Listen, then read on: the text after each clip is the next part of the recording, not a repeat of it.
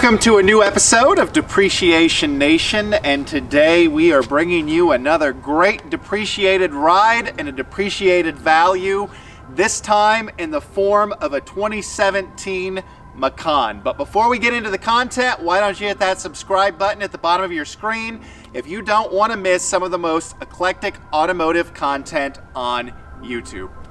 Now, once again, we are filming with our friends at Luxury Motor Cars out of Cincinnati, Ohio. We filmed a number of videos with their inventory, and when we say their inventory is off the chain, their inventory is off the chain. So far, we've brought you a number of cars. We brought you an M4, we brought you a couple of shorts with a Maserati MC20 and a Ferrari F8, along with a number of other very exciting cars. They have everything from low end to high end, and today we are going to hit right in the middle of that range. Now, the car that you see behind me is a 2017 Porsche Macan. This one features the 2-liter turbo, making roughly 261 horsepower.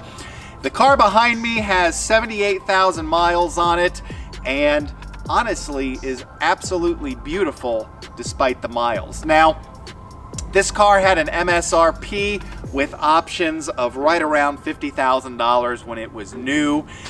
Here we are 5 years on, and it is currently for sale for $32,000. Now, the interior has very little wear, and we drove it to the filming location, and to be quite honest, it drives about as well as the Cayenne that we brought to you in the Christopher Michaels video that had just 6,000 miles on it. So we are going to do one of our favorite things, which is take you for a ride, tell you how the car feels. We're going to talk about some of the interior features and amenities, and lastly, we are just going to talk about the value that this car brings. Now, moving to the interior, it is worth mentioning that this particular car shares platforms with the Audi Q5, and as such, you would expect to find a lot of Audi Qs within the interior, but the Macan brings a very different experience. Now, one of my favorite things about all of the Porsche vehicles is the way that the key goes in on the left side of the steering wheel. Now, that is always a throwback to Porsche's racing days, because the races back then used to start with a foot race, and the reason that Porsche moved that ignition to the left side of the steering wheel was so that as their drivers were getting in the cars, they could already be starting them, which gave Porsche an edge way back then. I like the fact that they have kept that, and I like the fact that they have kind of stayed true to form across the range with all of their cars. Now, just like a 911, we have a center tach, and when I say 911, it should be just like every other Porsche. We have a center mounted tachometer. We have a nice center stack that has lots of buttons, which if you know me, you know that I love buttons because it's interesting. Just listening to the Smoking Tire podcast, it was funny that they talked just last week about how cell phones are illegal to use in cars these days, but yet we've put big giant tablets in cars to control all of the infotainment and HVAC controls. You know that I find that very distracting, and this car has done a nice job keeping the buttons in the car. We've got a nice interior finished in a caramel. We've got decent sound. And then we have the chrono package mounted high on the center of the dashboard. As previously mentioned, this car does have the 2-liter 4-cylinder. Now, this 2-liter 4-cylinder is used in a number of cars across the Volkswagen motor range.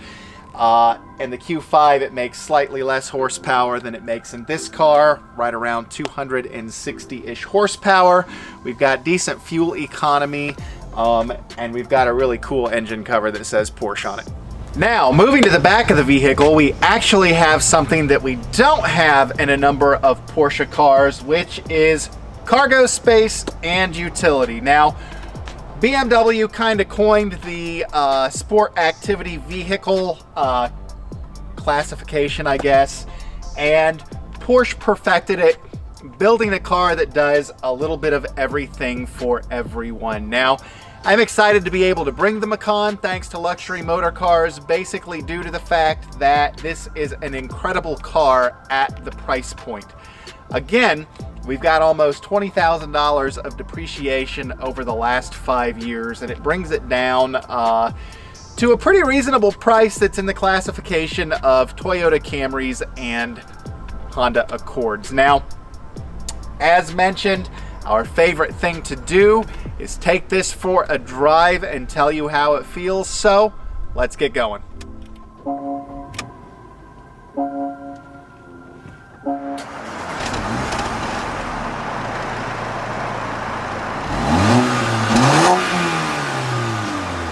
So this is the Macan.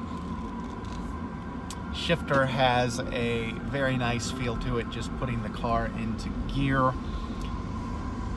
It rides surprisingly well considering what it is. And considering that this is at the lower end of the Porsche spectrum as far as the Macan is concerned, it's a nice place to be. Interior is very high quality. Everything has soft touch materials applied to it. Visibility is great.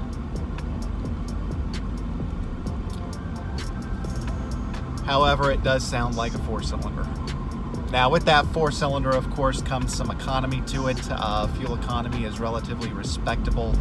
I would imagine that maintenance costs run you a little less as well. But having said all of that, even though this is at the lower end of the spectrum, it still has plenty of power. Something that we don't talk about enough within the community is the fact that as motors have gotten more efficient and everything has moved from natural aspiration to turbos, that vehicles like this make just a slug of torque off idle, meaning that you have just a tremendous amount of pulling power starting out. Now we're on a relatively rough road right here, and the car does absorb bumps very well, and it's relatively quiet.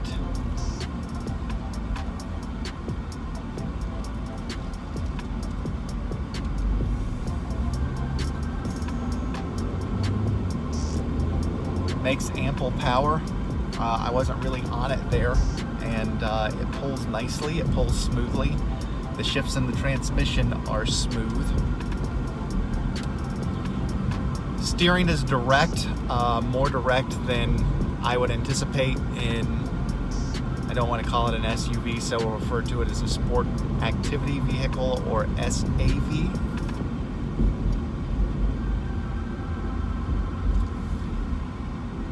And while this and the Q5 share the same platform, this does not feel like an Audi at all. If you've watched the channel, you will see that Porsche is one of my favorite marques. We have done quite a bit of content with the brand, and every time we experience something new, I am always concerned that I might be a little disappointed, but I am not disappointed with this at all.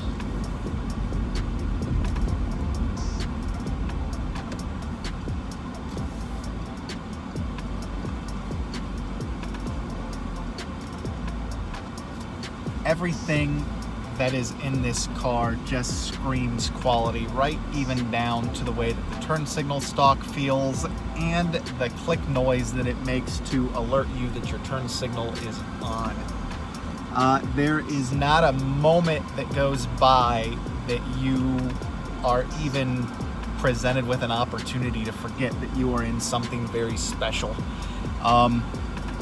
It's interesting because we compare everything to Porsche's 911, but this does have a very 911-esque feel to it. Which is great that Porsche can do that, because we are in a larger, less expensive SAV.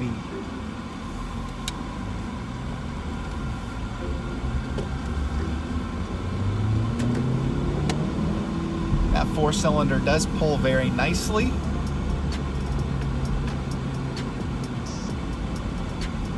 transmission doesn't jerk. And as I can't say enough, other than that person that almost ran that stop sign right there and hit us, I am blown away at how nice of an experience this is. 78,000 miles on it, and it still feels new. And so that is the Macan. Certainly the car packs performance, it packs a classic look, it packs everything that makes a Porsche, and this one, due to depreciation, can be had for the paltry sum of $32,000. Now, I do look for Macans to depreciate in the future, much along the lines of the Cayenne. Now, this is a much newer product than the Cayenne, but Cayennes can be found, at least first-gen Cayennes, can be found for a rough one around $6,000. Again, it's a tremendous amount of car for the money. We want to thank Luxury Motor Cars for loaning us this vehicle for a video today. We're going to drop a link to their inventory in the description below the video in the event that you are in the market for a car, or if you are like me and you just like to look at really cool cars, just give their site a surf. You never know. They've got, as we previously mentioned, a little bit of everything. Hit that subscribe button at the bottom of your screen if you enjoy eclectic automotive content, and we'll talk to you soon.